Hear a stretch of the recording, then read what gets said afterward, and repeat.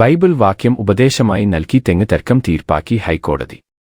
കൊച്ചി. ഒരു തെങ്ങിന്റെ വിഷയത്തിൽ അയൽക്കാർ തമ്മിലുള്ള തർക്കം തീർക്കാൻ ബൈബിൾ വാക്യം ഉപദേശമായി നൽകി ഹൈക്കോടതി.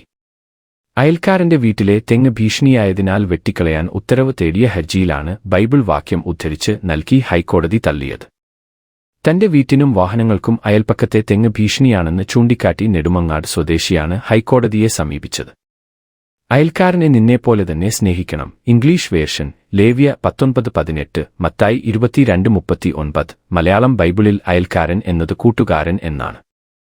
എന്ന ബൈബിൾ വചനം വിശദീകരിച്ച് ജസ്റ്റിസ് പി. വി. കുഞ്ഞികൃഷ്ണൻ ഒരു ആപത്ത് വരുമ്പോൾ അയൽക്കാർ മാത്രമേ ഉണ്ടാകൂവെന്നുമുള്ള മുന്നറിയിപ്പോടുകൂടിയാണ് ഹർജി തീർപ്പാക്കിയത്.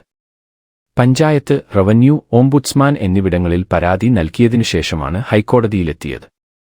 വിശദമായി പരിശോധിക്കാൻ കോടതി ഏർപ്പെടുത്തിയ അഭിഭാഷ കമ്മീഷണർക്ക് 1,00,000 രൂപ ഹർജിക്കാരൻ ഫീസ് നൽകി. എന്നാൽ തെങ്ങ് അപകടകരമായ രീതിയിലല്ലെന്നും കമ്പിവടം ഉപയോഗിച്ച് കെട്ടിയിട്ടിട്ടുണ്ടെന്നും തെങ്ങ് വീഴാതിരിക്കാൻ സംരക്ഷണ വലയം സ്ഥാപിച്ചിട്ടുണ്ടെന്നുമായിരുന്നു അഭിഭാഷ കമ്മീഷണറുടെ റിപ്പോർട്ട്. സംരക്ഷണ വലയം ആവശ്യമെങ്കിൽ കൂട്ടിയാൽ മതിയെന്നും വ്യക്തമാക്കി. നിലവിൽ തെങ്ങ് അപകടകരമല്ലെന്നു വിലയിരുത്തിയ കോടതി കൂടുതൽ നടപടികൾ ആവശ്യമില്ലെന്നു വ്യക്തമാക്കി ഹർജി തീർപ്പാക്കി. ഭാവിയിൽ എന്തെങ്കിലും അപകടസാധ്യതയുണ്ടോയെന്നു പഞ്ചായത്ത് നിരീക്ഷിക്കാനും നിർദ്ദേശിച്ചു.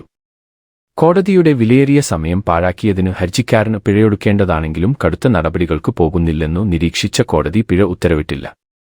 വിശദമായി പരിശോധിക്കാൻ കോടതി ഏർപ്പെടുത്തിയ അഭിഭാഷ കമ്മീഷണർക്ക് 1,00,000 രൂപ ഹർജിക്കാരൻ ഫീസ് നൽകി. എന്നാൽ തെങ്ങ് അപകടകരമായ രീതിയിലല്ലെന്നും കമ്പിവടം ഉപയോഗിച്ച് കെട്ടിയിട്ടിട്ടുണ്ടെന്നും തെങ്ങ് വീഴാതിരിക്കാൻ സംരക്ഷണ വലയം സ്ഥാപിച്ചിട്ടുണ്ടെന്നുമായിരുന്നു അഭിഭാഷ കമ്മീഷണറുടെ റിപ്പോർട്ട്. സംരക്ഷണ വലയം ആവശ്യമെങ്കിൽ കൂട്ടിയാൽ മതിയെന്നും വ്യക്തമാക്കി.